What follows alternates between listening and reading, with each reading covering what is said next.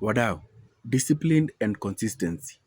Jana tuliongelelea starting na tukaamua sahii tuna start no matter what.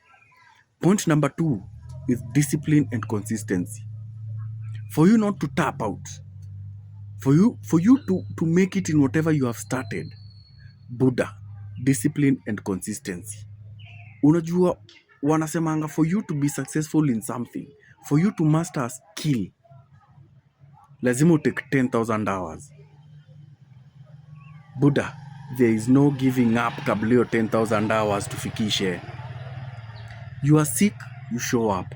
You don't feel like it, you show up.